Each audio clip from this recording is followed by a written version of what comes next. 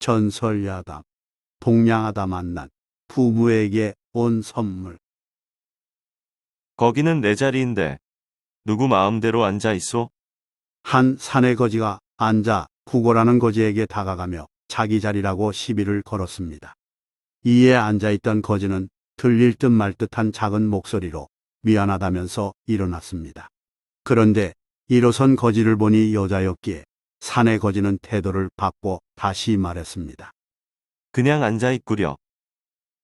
그렇지만 여자 거지는 아무 말도 하지 않고 보이지 않는 다른 곳으로 옮겨갔습니다.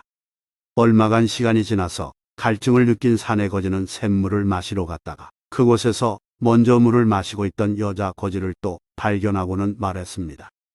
거기는 내 자리인데 어이하여 차지하고 있소.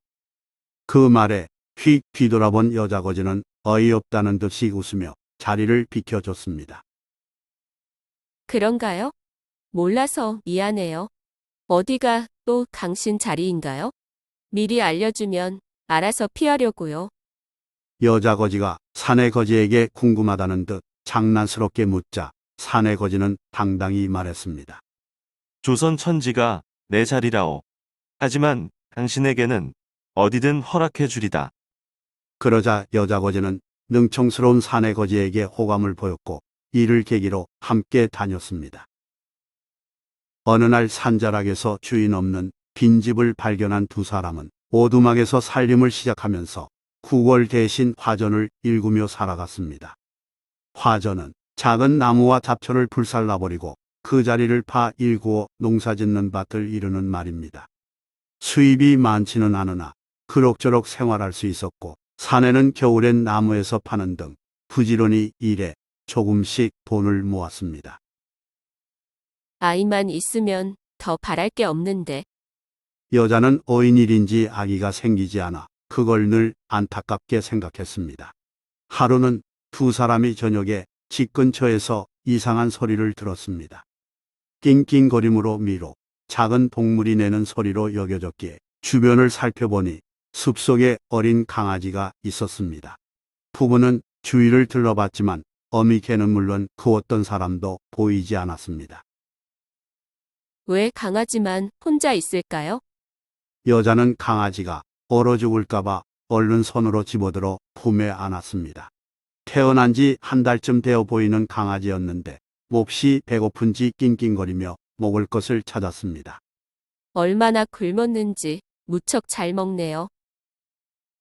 이날 이후 부부는 정성을 다해 강아지를 돌보았습니다. 사내는 힘들지만 나무를 팔아 사냥류를 연신 구해다 강아지에게 먹였고 여자는 잠시도 소홀히 하지 않고 마치 자기 아기처럼 강아지를 아껴주었습니다. 덕분에 강아지는 죽을 뻔했던 목숨을 건졌고 부부의 사랑을 가득 받으며 재롱 부리면서 무럭무럭 자랐습니다. 강아지로 인해 하루하루가 즐겁네요. 아내 말에 사내도 그렇다며 고개를 끄덕였습니다. 사내가 나무를에서 내려오는 길에 마을 사람을 만났는데 상대가 의아한 표정으로 물었습니다. 뭐가 그리 즐거워 싱글벙글 웃고 다니는가? 별거 없습니다. 그냥 주워온 강아지 생각을 하니 절로 웃음이 나오네요. 사내가 그간 있었던 일을 설명하자 마을 사람이 이렇게 반응했습니다. 그런 일이 있었는가? 업둥이나 다름없군. 업둥이는 집 앞에 버려진 아이를 거둬 키운 이를 가리키니 덕담으로 그리 말한 것이었습니다. 강아지 이름을 뭐라고 부르는가? 복덩이라 부르고 있습니다. 사내는 강아지가 집에 즐거움을 가져왔다면서 행복해하며 이렇게 말한 후 인사 나누고 가던 길을 갔습니다. 복덩이 강아지는 금방 컸고 사냥할 수 있게 되자 가끔 꽁을 잡아와서 부부를 기쁘게 했습니다. 넌 정말 복덩이구나. 그렇지만 그 행복은 오래가지 않았습니다.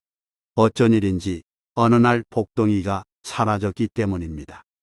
부부는 집 근처와 산을 구석구석 찾아봤으나 끝내 복덩이를 찾지 못했습니다. 맹수에게 물려 죽었는지 누가 몰래 잡아간 건지 도무지 모를 일이었습니다.